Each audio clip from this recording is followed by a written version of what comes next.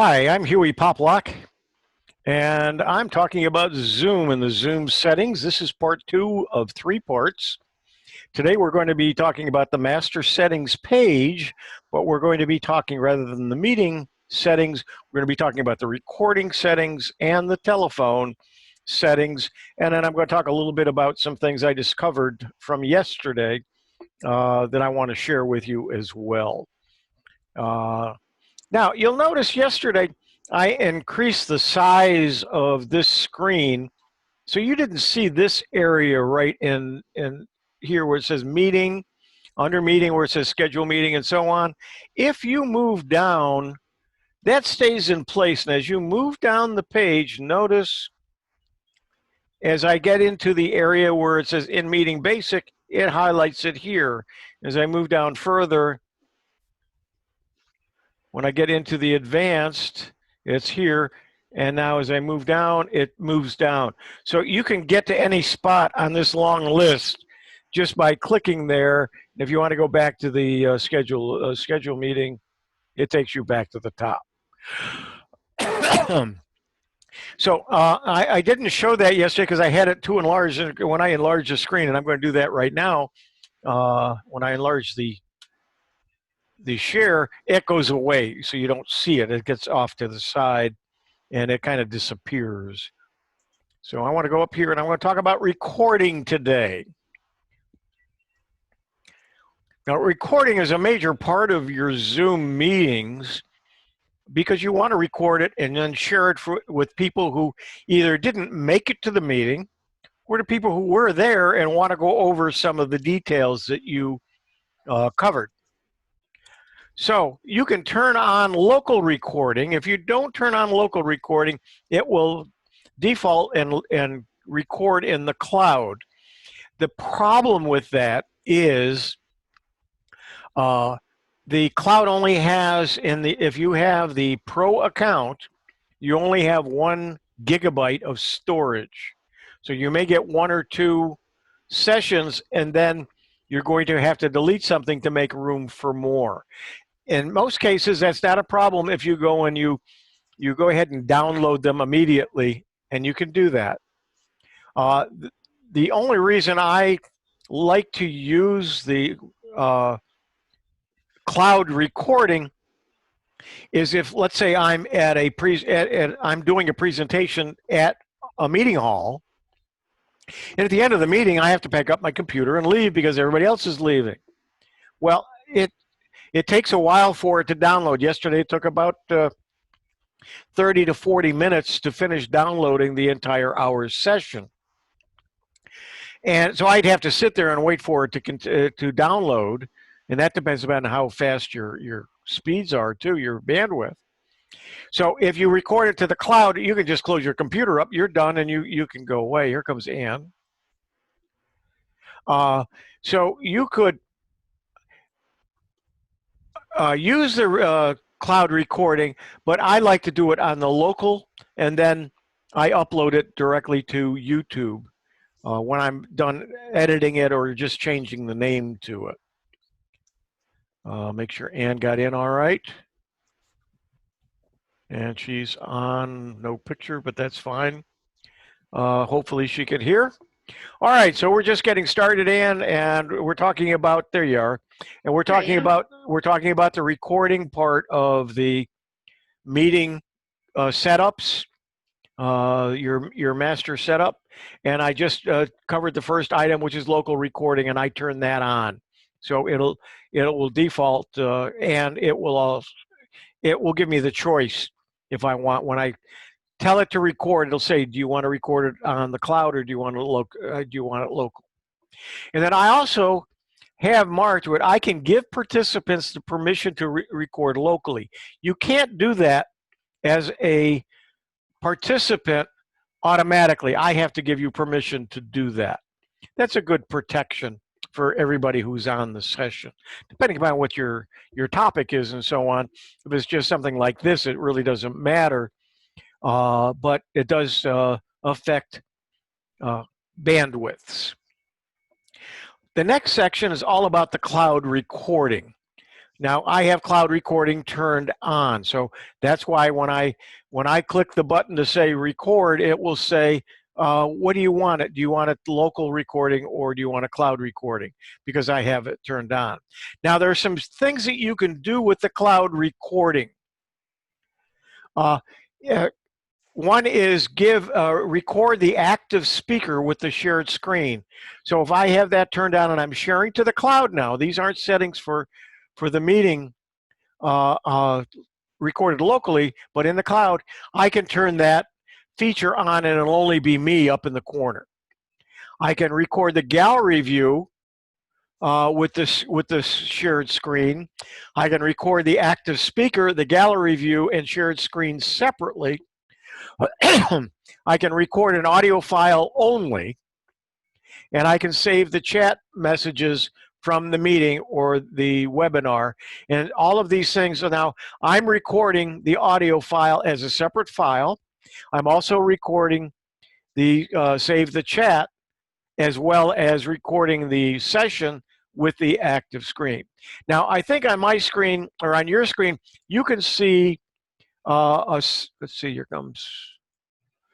You can see over on the right your pictures, correct? Nod your head if you see that. Well, you can't see, but there are 4 choices up there. Right now it's for show grid video, and that's what I have. I can also change that to where it's got 2 bars, and when I click that, let's see, here's the grid video. All right, there's the grid video. I can have that. I can have the 2 bars where it just shows it in a line. Then there's 1 bar which is show small active speaker, and then that's just right now why it's showing Dick. I have no idea. It's not showing me. But if I then click this, I actually hide everybody, and I can then move this down and it'll be out of the way. So you don't have to have the videos on at all. And so advanced cloud recording settings, you can add a timestamp to the recording. I don't turn that on. It puts the time on the video, and I don't even like that on my photos because it usually covers up something important, or it could. So I don't turn that on. Display participants' names in the recording. You know what? When I was going through these this morning, I decided I don't think that's a good idea. I'm going to turn that off. So when now we go back and look at the recording, of course this is in the cloud recording, I don't know how it's going to affect the local one, but in the cloud recording, your name is not going to be showing underneath your picture. And then you can record thumbnails when sharing, and again, I think I will turn that off. And I guess you probably you would see me then. But that's in the cloud recording. I'll leave it on. Okay. Then you're going to optimize the recording for third-party video editor.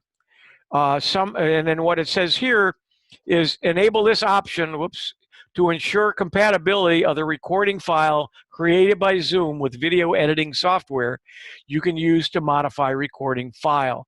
This will increase both the file size and the time it will take to generate the recording file.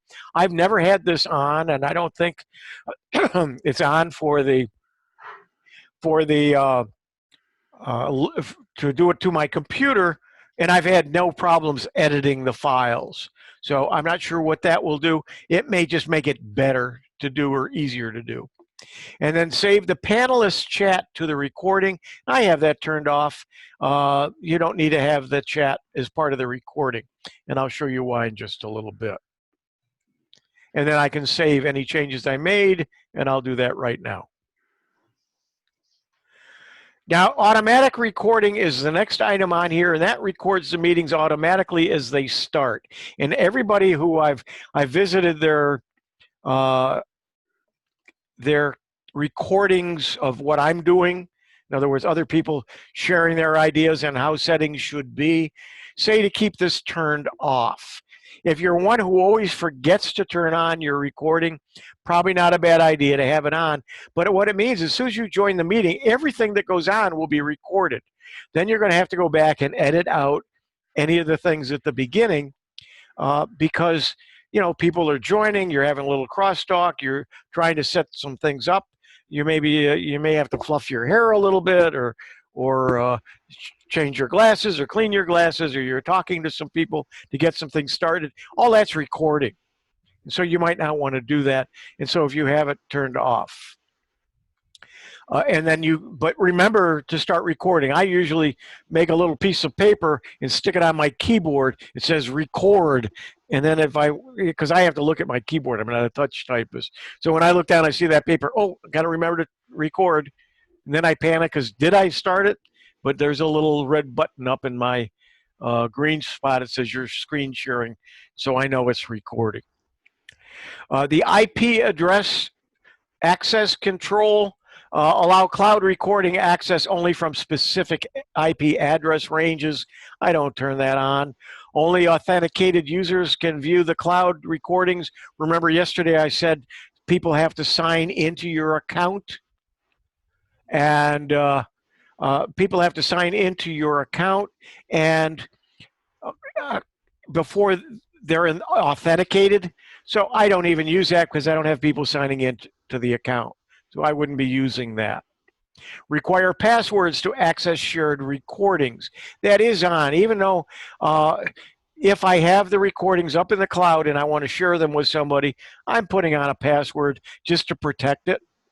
Although without the link, they can't get to it anyway, hopefully. But just to double check that, I do have it password protected. Auto-delete cloud recordings after a certain number of days. As I said, I'll usually clean them off as soon as I get the recording. I download it, make sure I got the download, and then I'll release that space. Because as I said, there's only 1 gigabyte of storage for your recordings, and you don't want to run out of space or your recordings will be lost. Or the last recording. I don't think it deletes any out there. I think it just, you can't record anymore. Notice that this is grayed out. The host can delete cloud recordings. You can allow the host to delete the recordings if this option is disabled, which it is.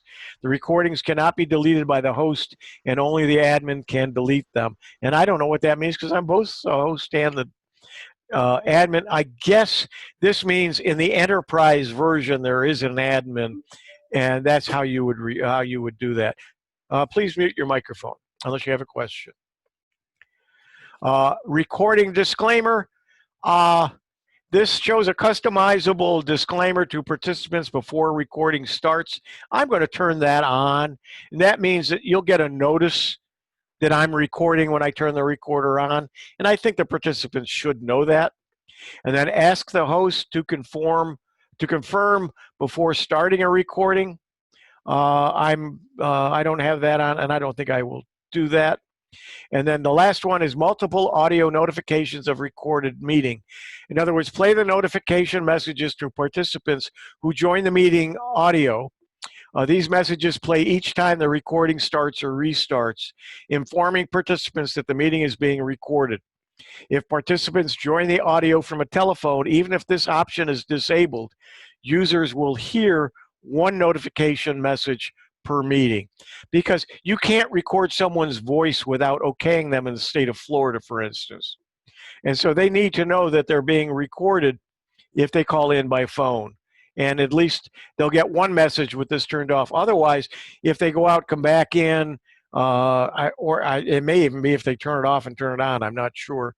But it will keep it'll keep giving them that message, and I've got that turned off. So that's it on the recordings. And I am going to, before I go into the telephone, I want to show you a couple of things about yesterday's recording. So I am going to minimize this, and I'm going to bring up yesterday's recording.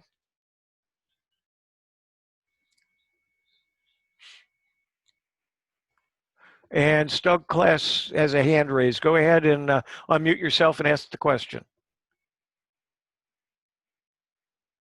Listen, I'm sorry I was late. I just wanted to say that I just finished my class, and Okay. Ann was there, And we had some extra questions at the end, so I was a little bit late coming in, so you'll forgive me.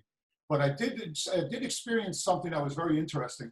I had a shared screen, and I was showing a PowerPoint or a podium presentation.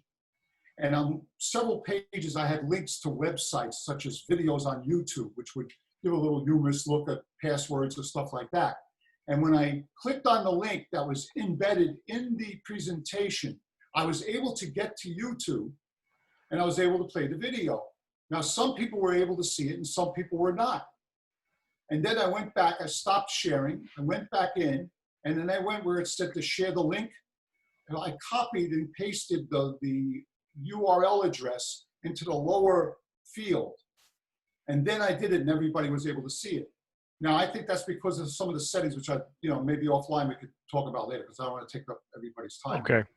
All right, but it's something I think you and I could talk to you later. Yeah, I'll have to look at what the settings are and so on, what you have. Yes, yes. And talk a little bit more, because I'm not quite sure what might have happened. But let me just show you yesterday's video. I'm going to full screen this. All right. And I'm not going to play yesterday's meeting by any means. But I don't know. Let's see. You can't see that. Maybe it's because I full screened it. Let me full screen it then. Okay. See this right here? CC? Well, what I discovered is you can turn on closed captioning automatically when you upload to YouTube. And I'm not going to go into how to do that today because that's not part of this, but I did get it to do that. So I'm going to play just a portion of this, and I didn't have to do any of this. But the video, as you can see, let me start it here.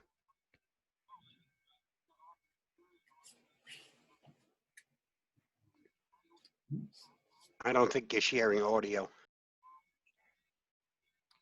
We see the captions. Can you see the captions? Yep, but we don't hear it. I mean, that's because you can do one or the other. Oh, you know what? Let me make sure I turn down that. Both of them are off. Yeah, hang on one second.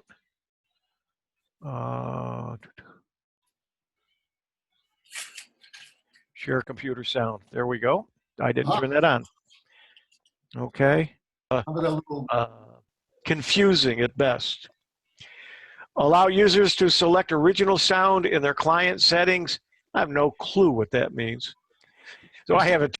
Isn't that amazing? And that was all done automatically. I didn't have to type anything in.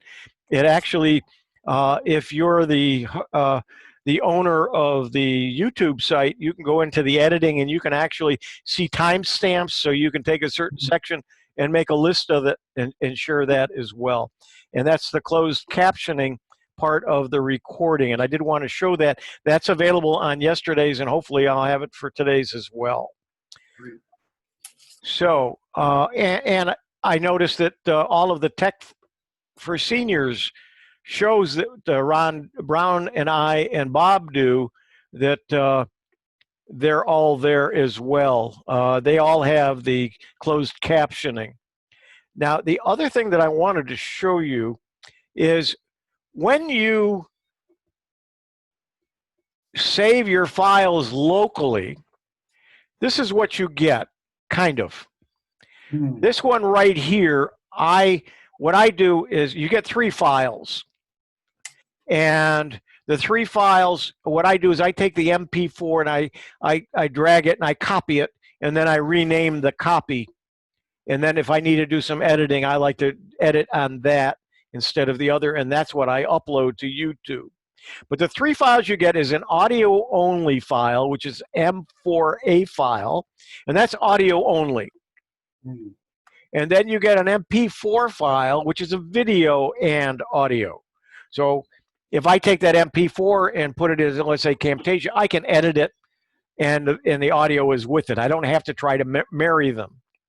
However, the playback.m34, if you'll notice, it's only 93 bytes.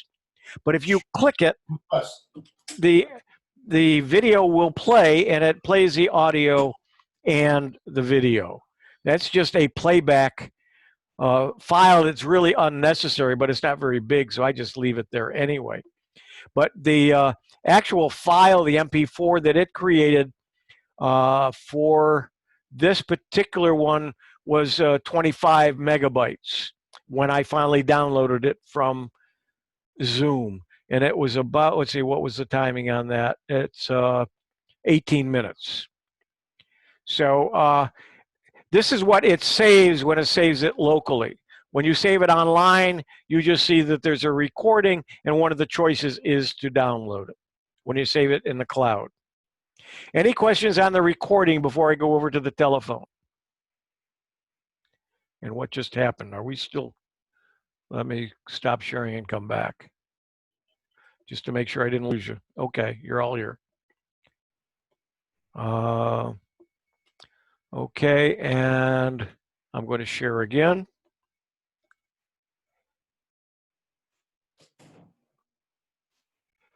And it closed up that, let's see, host a meeting. I think this is not going to open what I want it to. Nope. Okay, that's what we're going to cover tomorrow. I'm going to come over here, and I'm probably going to have to sign in again. So this is how I sign in, by the way. And I probably didn't show you this, but I just go to zoom.us. Because I've signed into my account before, it knows that it's me, and I have it signed me in. If not, there'll be a place where you click sign in, then I click on my account. Because I don't want to, right now I'm not hosting a meeting or joining a meeting. I'm going to my account, and then I come back down here to settings. Okay, so yesterday we talked about meeting. We just talked about the recording, and now I'm going to talk about the telephone. I would imagine all of you know that when I send out the invites, if I include it, it includes telephone numbers. Your participants or your people, your audience can join by telephone.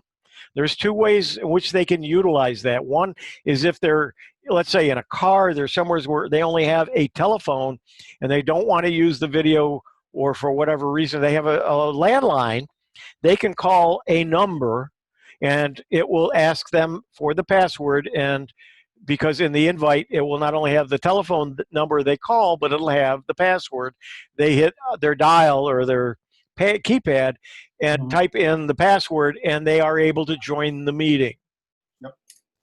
And you can even have it set, okay, you can show international numbers on the invitation.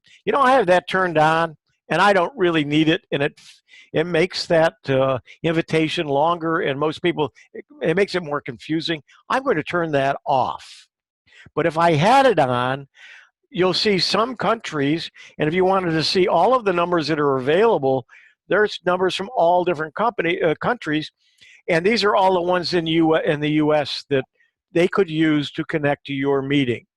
And what they do is when they connect, it'll ask for the meeting ID number, so you have to make sure you give them that, and then they have to have the password and be able to type that in as well. And as I said, I just turned that off so people from out of the country couldn't, but it will show the US numbers. Choose where most of the participants call into or call from the meeting. And it's set for United States, and there's only two choices on mine, Canada or the United States. You can't have it neither.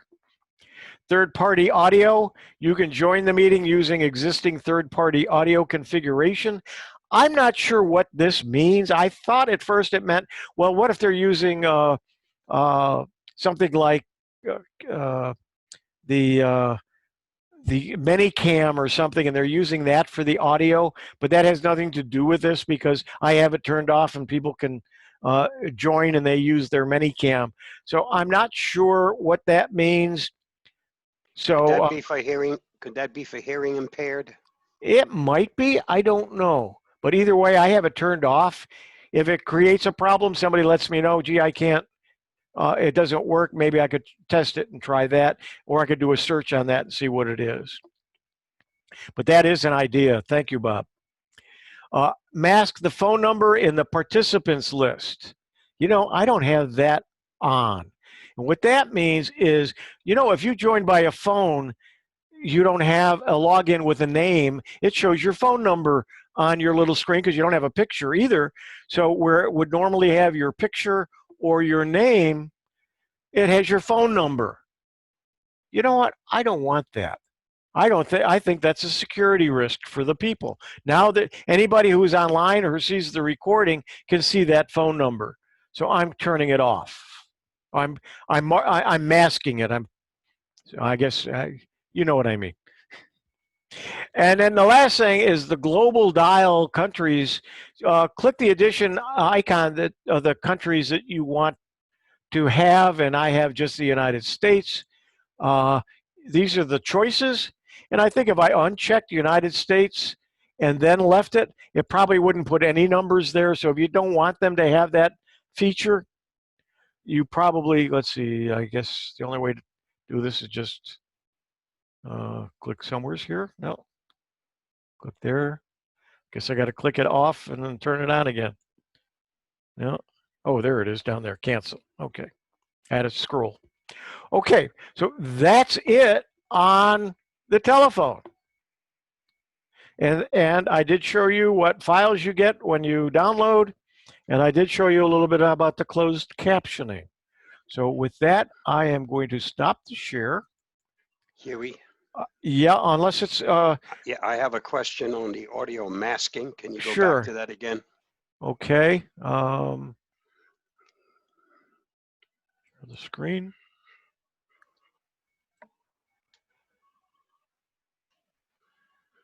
Where was it? Right here, mask phone number, or the Yep. audio, or this? The mask phone number. Okay. And I think that should be on. You had said something about turning it off as a No. security.